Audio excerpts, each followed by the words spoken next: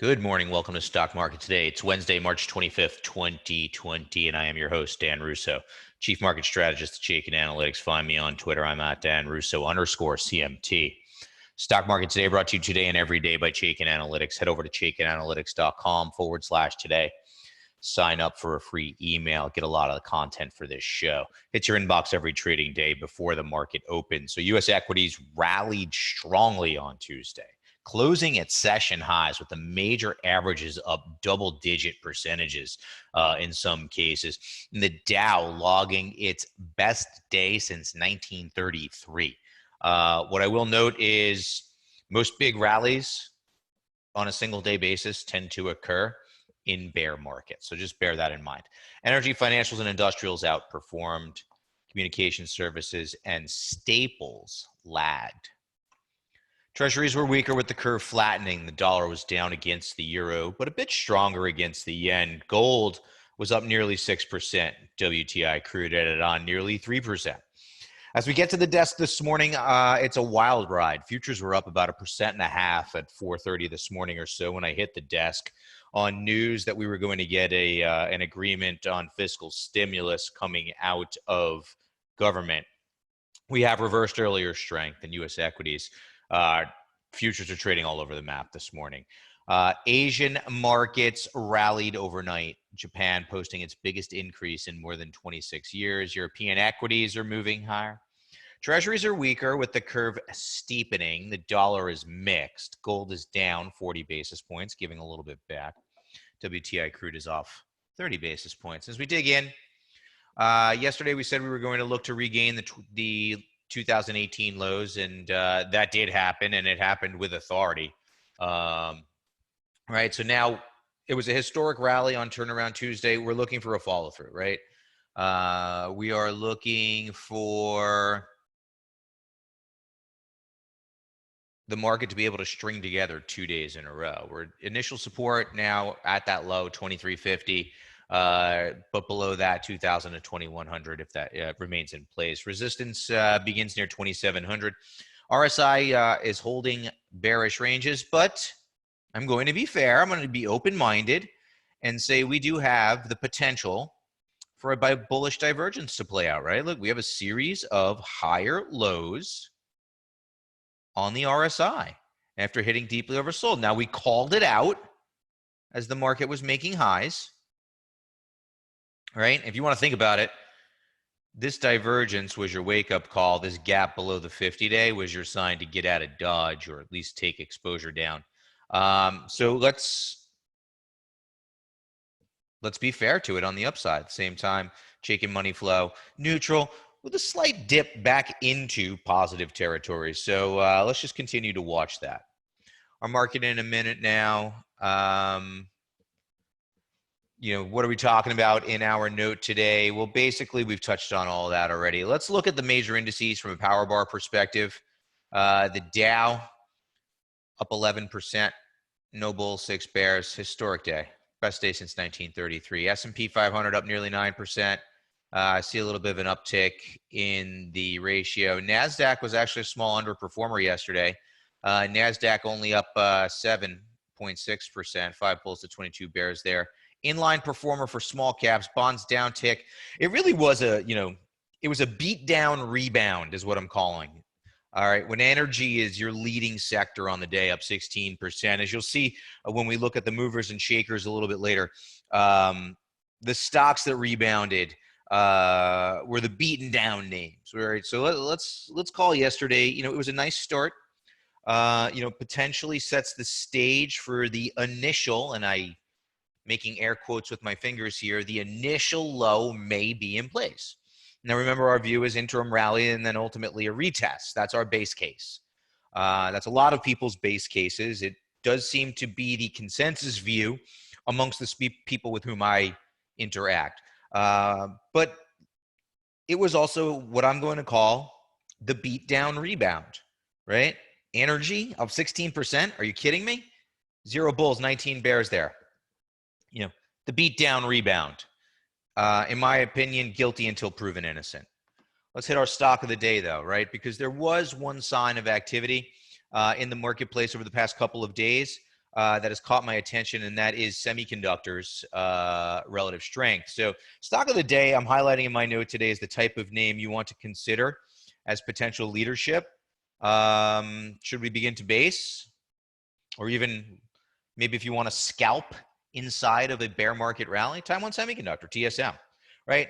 Bullish factors for the most part, but the fact that the stock is below this declining trend line gives it a neutral plus rating. So fundamentals, technicals used together, right? The fundamentals with a technical overlay. We recognize that stocks that are, fundamentally strong or fundamentally sound can still come under pressure, right? Price is what pays you. It's ultimately the only thing that matters, okay? So neutral plus, you're going to see that a lot of stocks at Shaken Analytics, a lot of formerly bullish stocks that have neutral plus ratings. That's why, right? Weak trend, weak industry group. All the industry groups are weak from a power bar perspective. But if I take a look at Taiwan Semi here, right, maintaining relative strength, right? In this case, down less than the overall market, but certainly maintaining relative strength, right? No two ways about it. It's playing out, right? These are the names that we want to look at for potential opportunities should the market stabilize and begin to base and even move higher in the near term, right? No one's saying you can't scalp this market. If you have the ability, and if you're sitting and if you're in a situation where you're watching the market closely every day and you can be glued to your screen, there's scalp opportunities out there. There certainly are. You want to manage your risk. Swing trading, a little bit more difficult, right? The day-to-day volatility in the market. You can't just kind of, do your work at night, enter a buy order in the open, go about your day, come back at later that night after your day job and check it out. I think that's a little bit more difficult with, the VIX above 50. But certainly scalp opportunities for those who are out there watching the market on a day-to-day basis. And it's a hard game to play, but they're out there, okay? Set your stops. Turning now to our sector in focus, our sector tracker, movement in the major sectors over the last 5 days. Actually, 3 green bars. 3 green bars. First time we've seen that in a few weeks. Right? I got excited the other day when there was 1 green bar. Now there were 3. Discretionary top of the list, big rebound. Comms and tech, 2 of the areas that we've liked a lot. That rally in energy was enough to push it to the number 4 slot. You know what I feel about energy materials, right? So the beat down rebound, helping energy and materials, financials, industrials, and healthcare are middle of the road. Staples, REITs, Utes fall towards the bottom of the list, right? When another dynamic of the beat down rebound, to me, was that the coronavirus stocks, the CV plays, if you will, all seemed to come under a lot of pressure yesterday. All right, we'll look at that a little bit later on when we look at the stocks, but kind of interesting dynamic. Beat down, rebound, sell off in the coronavirus rally stocks. Industry in focus today, telecom services over the past 6 months. Actually, a slight outperformance. It's an interesting group. It's caught my attention here after it's been auto-generated. I hadn't been paying a lot of attention to telecom services, but now I am. Power bar ratio very weak, 0 bulls, 11 bears. That's pretty much across the board what it looks like. It's currently ranked number 16 of 21 subsectors, and it has moved down 15 slots over the past week. Names we want to avoid: Acacia, ACIA, ATN, International ATNI, and Juniper JNPR, as they all have very bearish power gauge ratings. But let's take a look at this fund here. Neutral plus on the fund. Weak trend. What jumps out at me is this big jump in relative strength, right? Relative weakness been diminishing since Feb, and now we have a big spike in relative strength. This group has my attention, right? Because of that. Now we are below the trend line. Money flows bearish, closer to overbought than to oversold, right? I'm not saying you should run out there and buy XTL. I'm saying you should be staying engaged in the marketplace. You should be doing your work, and you should be aware of what's outperforming. Taking a look at what's trending now, and here's what I'm talking about. Look at the beat down rebound stocks. Norwegian Cruise Line, beat down rebound, up 42%. Obviously hard hit. DXC, they actually made an announcement that they took down their revolver. All right, so there you are. They're dashing for cash. Beat down rebound, up 41%. L Brands, one of the beat up retailers, very bearish stock still here, up 39% yesterday, beat down rebound. American Airlines, you know the drill there. Very bearish stock up 35%. ADS, neutral plus stock up 35%. Stock has been under a lot of pressure of late. On the loser side of the board, Mylan actually does have something company specific to it. The FDA sent out alert on the EpiPen, one of Mylan's bigger products.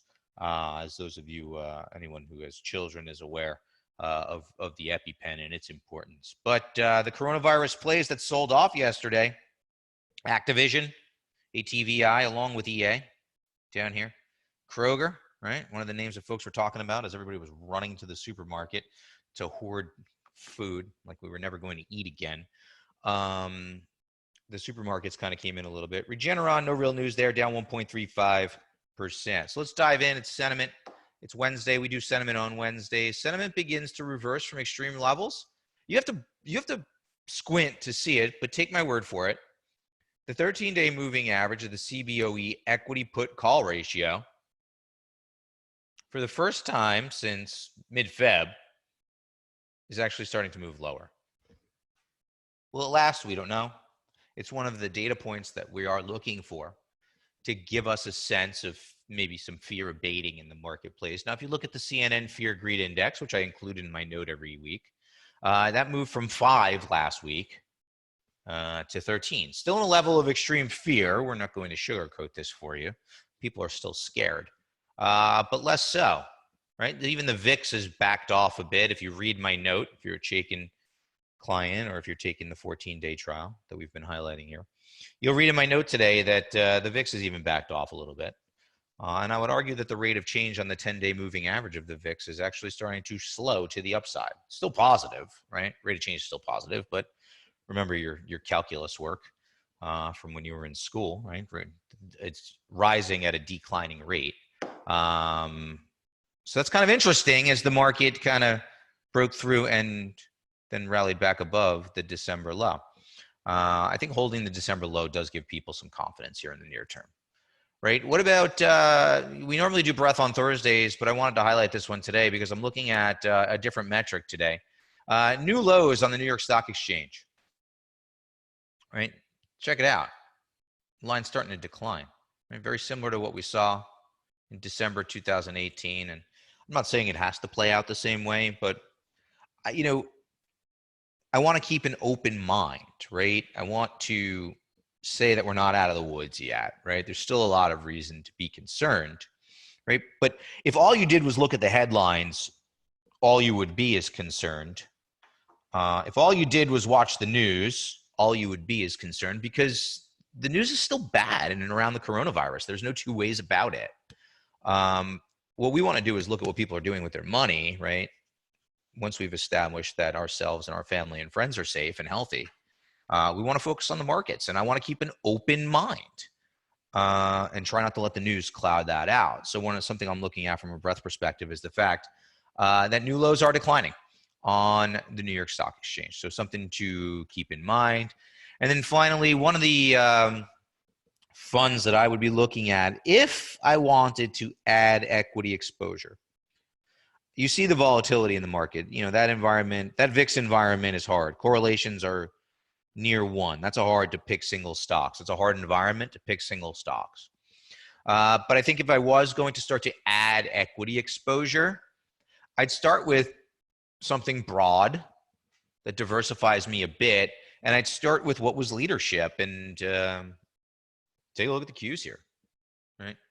I think you can shoot against 170 in the Qs for a bear market rally back towards maybe as high as 210.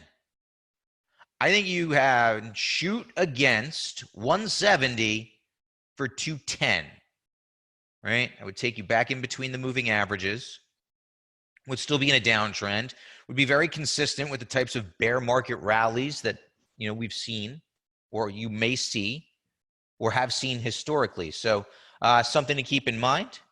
Also higher lows for the RSI for this fund that continues to outperform the broader market. That'll wrap us for today. Check out the 14-day trial, chaikinanalytics.com/test drive. I'll be back with you tomorrow.